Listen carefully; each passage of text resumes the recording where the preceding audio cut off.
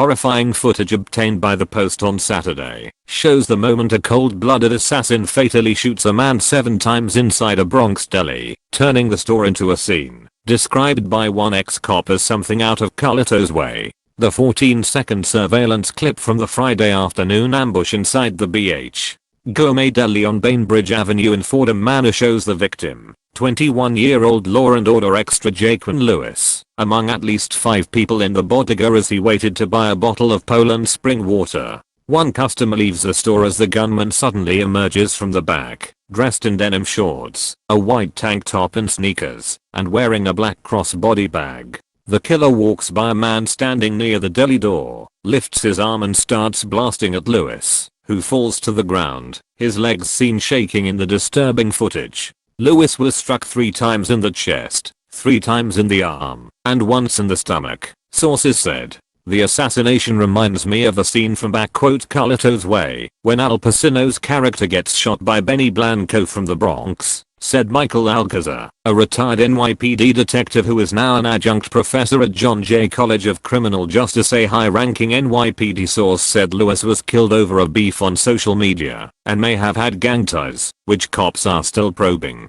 Joseph Giacalone, an adjunct professor at John Jay College and a former NYPD sergeant, said the killing appeared personal. I have no doubt that the victim was targeted.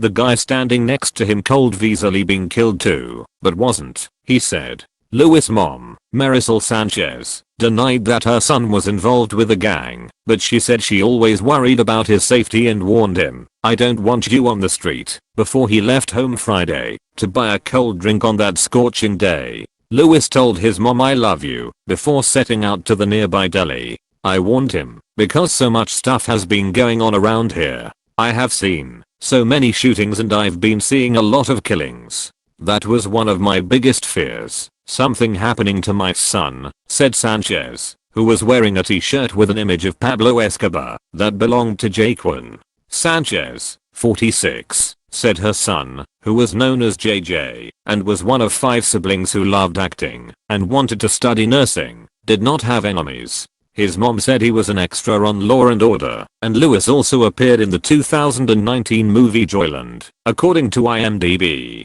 Sanchez said he appeared in 2013 the movie The Inevitable Defeat of Mr. and Pete, and the actor Aduela Kinoyak-Beige even asked her son for his autograph, telling him, "I know you're going to make it one day." He was not a troublemaker. He was not those types of kids, she insisted. If provoked, however, he would fight back.